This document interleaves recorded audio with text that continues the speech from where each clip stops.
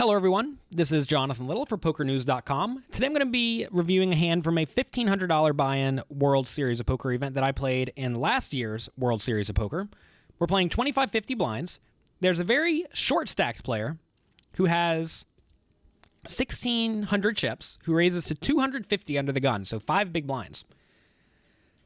Whenever you see a player, particularly at the World Series of Poker, or any tournament that should be a bit softer than normal, raise large, more than 4 or 5 big blinds, that's usually a sign of a player that is afraid of getting outdrawn. So which hands are people afraid of getting outdrawn with?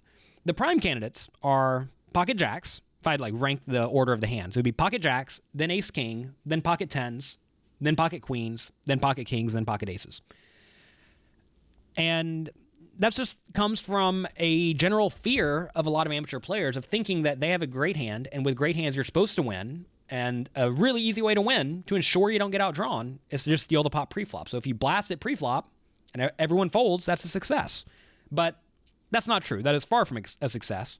The way you win at poker is by getting full value from your good hands, and you get full value by playing post-flop pots.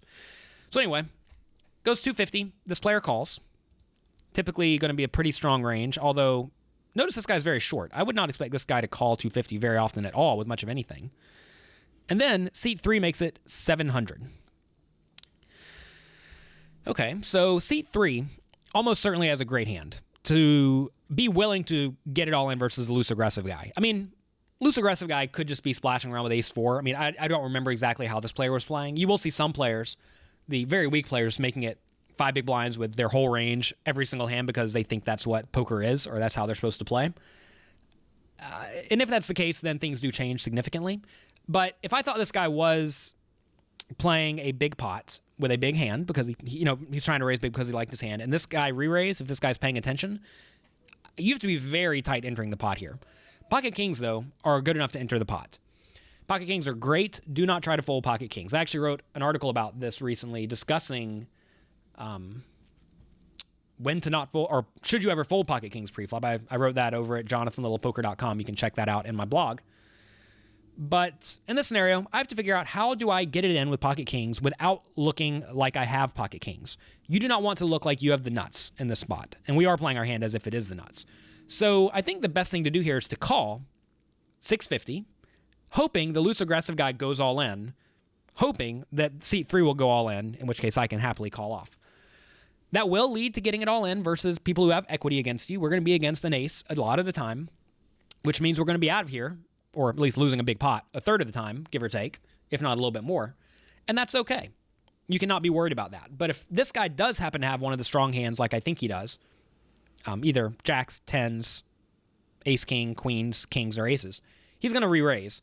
And then this guy is going to re-raise with whatever he has because he's going to want to try to get me to fold. So you want to look ahead and a few moves and try to see what's going to happen. And I would imagine almost every time in this scenario, if I call, this guy's going to go all in, this guy's going to fold, this guy is then going to re-raise.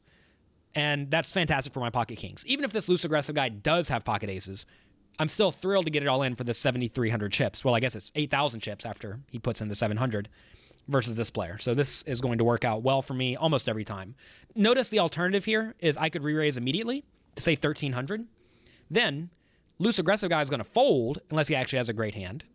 This guy's going to fold, and then this guy's probably going to call in position, but it's not like we're playing an all-in pot or a big pot. It's a pretty big pot, but we're out of position, and we're going to get one continuation bet. So by playing it in this manner of calling, we're just going to get it all in preflop a lot, which is great, compared to re-raising and then only winning a big pot when this guy also actually does have a really premium hand and the flop cooperates well with him. I could also go all in pre-flop, I suppose. That'd be a little bit large of a shove. And again, that would force seat 3 to play really well. You do not want to let your opponents play well.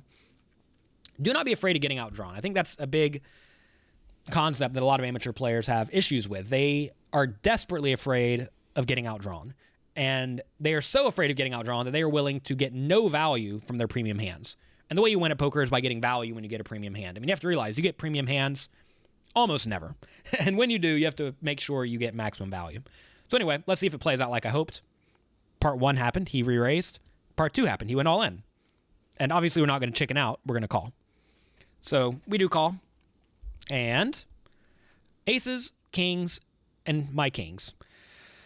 So a little bit of an unlucky break. I'm not so worried about this loose aggressive guy. Notice that we both lost 1,500 him, which is fine. And this guy did have pocket kings. So it clearly did not work out this time, but even then, we did not lose very many chips. And I think that's something worth noting. A lot of people look at this and think, oh man, the guy with aces tripled up. That was horrible.